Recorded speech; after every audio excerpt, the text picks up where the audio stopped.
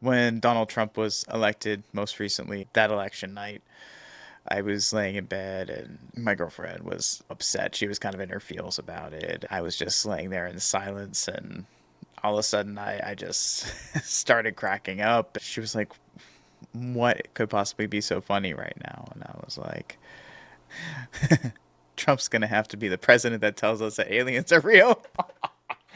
And we both kind of lost it laughing. And I was like, "I'm serious." It's gonna be probably the craziest, most disorganized, most hilarious announcement of earth shattering information ever. We should be at limitless free energy at this point. And why aren't we there yet? Because certain technologies have probably been suppressed. And we're moving into an age where time's a ticking. We got some problems on this planet.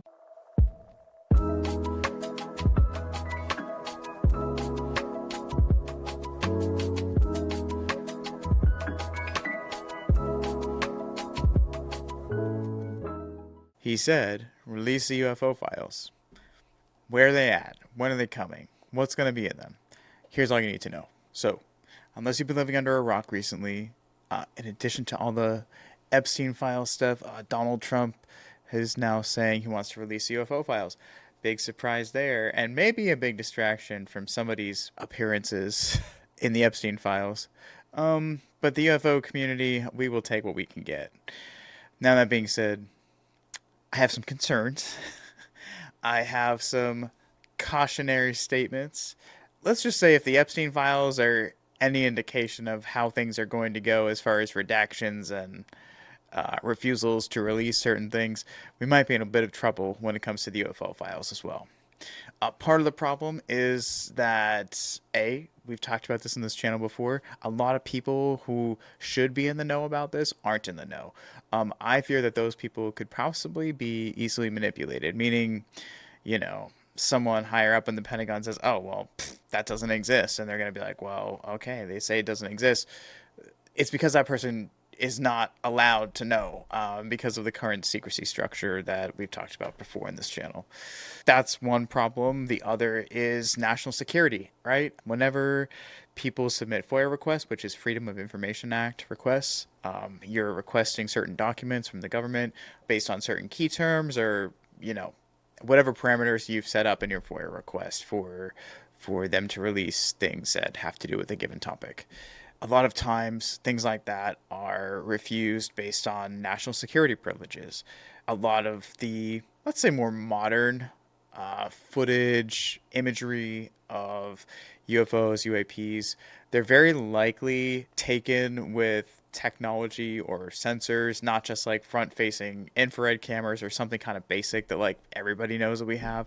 Some of them may be tracked or monitored or captured like via some kind of imaging of from a device that may actually be secret. So we do have that problem. And then we just have the age-old problem of people in power not wanting to give up anything that doesn't serve them. I believe, based on a lot of research, that these programs do exist, and I do believe that these military and government witnesses who have worked for the government for decades and they have worked their ever loving asses off to get to a very high position in government and military and intelligence. And some of these people are leaving their post because they feel like this information needs to come out and they don't want to be part of a program anymore where they feel like they can't make a difference. And, information is kept from the American people and just humanity in general that they feel like should, most of it at least, be public. But all that being said, this is still really an important moment. It's the beginning of an important moment. And I'm laughing because when Donald Trump was elected most recently in 2024, that election night, I was laying in bed and my girlfriend was, upset. She was kind of in her feels about it. And I was just laying there in silence. And all of a sudden I just started cracking up. And she was like, what could possibly be so funny right now? And I was like, um, Trump's going to have to be the president that tells us that aliens are real. And we both kind of lost it laughing. And I was like, I'm serious. It's going to be probably the craziest, most disorganized, most hilarious announcement of earth-shattering information ever. If he's going to be the one that kind of sits us all down to have a little chat about it.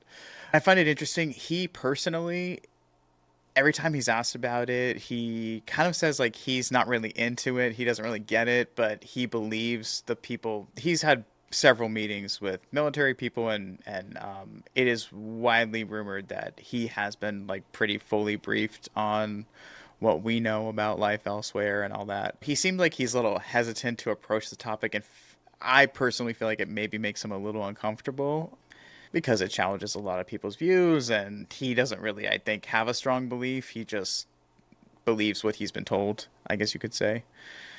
I find his motivation now to do it very interesting. I don't know if, again, if that is kind of a please look at anything but the Epstein files kind of move, which I wouldn't be surprised. But this is kind of a long time coming. And despite the nonplussed kind of attitude that a lot of myself and a lot of UFO enthusiasts, if you will, kind of have towards this, because it is a big moment in the sense that we're having public conversations about this, and the president of the United States is actually taking this seriously. And unfortunately, because he's Trump, I feel like a lot of people who don't like Trump are not going to take this issue seriously, which is probably my biggest concern. And that's probably the point that I really want to get across in this video, is that you don't have to like Trump. This has literally nothing to do with Trump. There have been people who have, again, literally given up their jobs and potentially like their whole entire careers to try to bring this information to the American people. They've been really stonewalled. That being said, they are gaining momentum. I did a video not that long ago on the age of disclosure. It featured Marco Rubio, Kristen Gillibrand, several physicists who have worked for our government, and other players who have been part of the UAP task force and things like that. So there are people very, very high up in government who are aware of this and are deeply concerned about it. So I do think that momentum is building. Now, again, there's no timeline yet. I don't know if we know what the criteria is going to be, other than, anything that doesn't compromise national security, which, if you know anything about our government, they like to use that very liberally and paint with a broad brush when it comes to national security and redacting documents or withholding them, refusing to release them. So we have that.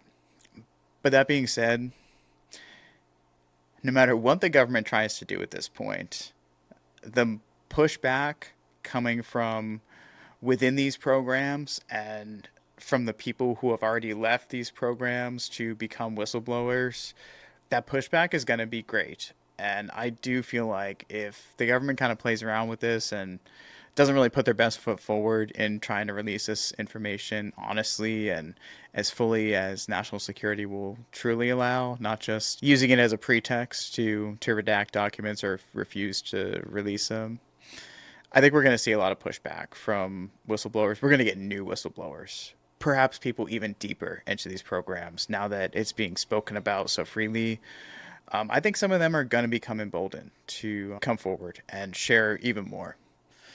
As a side note, I have to 100% look into this. It seems as though Eric Burleson, a member of Congress in the House, apparently was cleared to go visit one of the sites where some of these craft are allegedly kept. And he may have, in fact, visited one of those sites at this point. So I eagerly await to hear an update on that.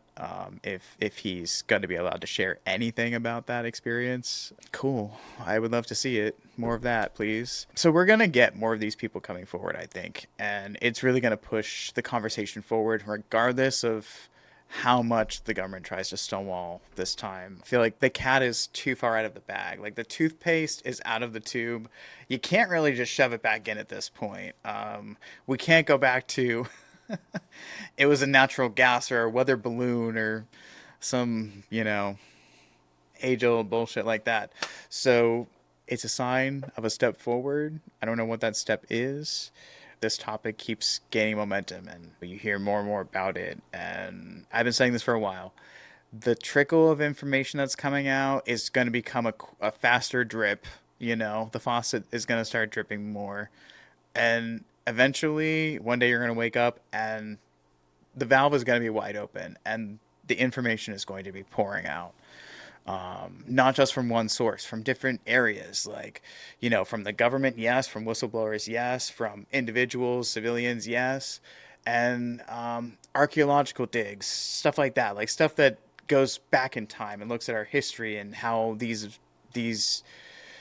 craft, these beings, whatever you want to put on it, what our history with them may be. We're probably going to find out some things in the next 5 or so years that are really going to make us take a step back and like question the history of humanity and our potential previous interactions with other beings or downed craft that have been buried in an archaeological dig for a really long time.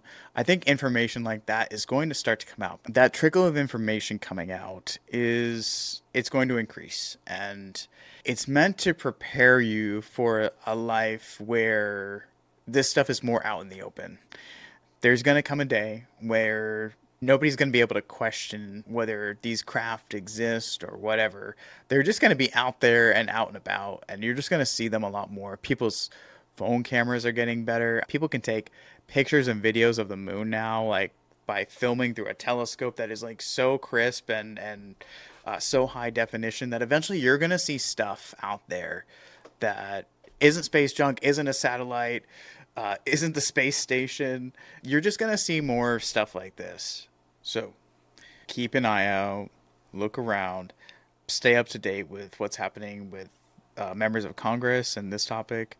There has been work done in Congress that hasn't been quite as public, but, has been filmed. It's just not like a public C-SPAN hearing. Physicists who have worked on some interesting propulsion programs have briefed Congress members about even down to the types of beings that they're aware of, that our military is aware of, and that they've been briefed on. And I know that sounds maybe way too crazy for you to wrap your head around, but these are the conversations that these people are having. Information is out there. It just hasn't been officially stamped yet. Going back to our secrecy problem, this stuff has been so compartmentalized that even the people that are supposed to know about it often don't. And when they do find out about it, they're often continually shut out of these programs. Or one thing that the government likes to do that they don't really tell people is they like to offer for you to be read into a program. Danny Sheehan, he's actually worked with Congress to help write the UAP Disclosure Act. He's a constitutional lawyer. He was one of the attorneys brought on to help with the Iran-Contra scandal, like all this stuff. Like he's really been like at the forefront of a lot of major projects over the years, but this is kind of his baby. He actually has refused. He claims that he has refused to be read into programs through the military several times because if they offer to give you the information, what usually comes with that offer is a big fat NDA. You can't ever talk about it again, or you're limited to like just surface level. Like there's so many things you can't say about it.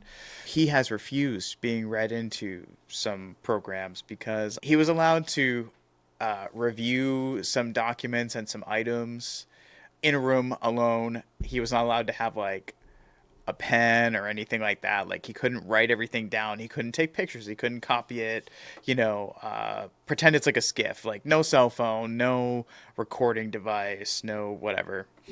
And he was able to like memorize some things that he was allowed to read at one point, but that was not under a non-disclosure agreement. So he would not be prevented from disclosing some of those things. Now, if he had agreed and said, "Oh my God, yes, I want the information. I want the information that you have that I've been desperately searching for all these years."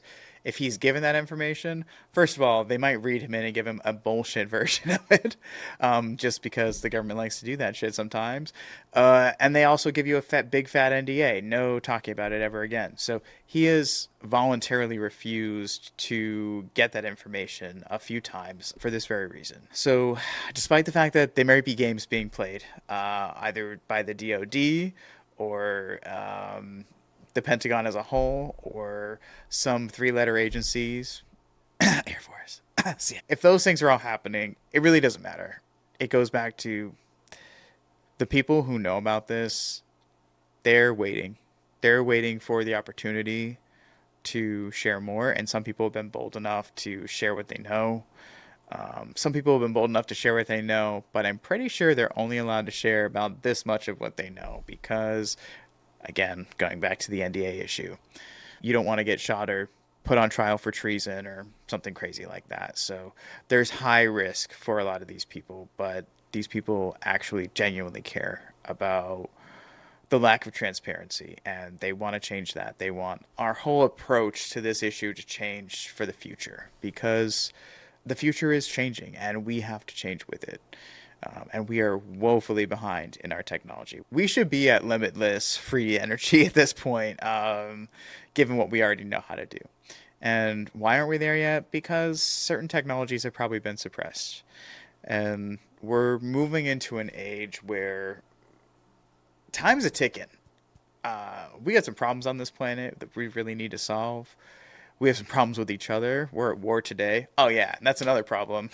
We're at war now. So I don't really have super high hopes that the UFO fires are going to be top priority anytime soon. But that being said, they're not a priority because A, it is related, B, it is vital, C, it is for the future and for humanity. And we definitely need more of that given the current landscape. So I wanted to come on here, mention it, and give you guys a little update, but keep your eyes open. Watch for the change in tone with the types of information that come out about this, about maybe even archaeological digs and new whistleblowers. It's going to come from different angles, and there's just going to be more information that comes out, but it's just going to be maybe not so centralized and clean and neat as we would hope. If only it were that simple, but it's just not.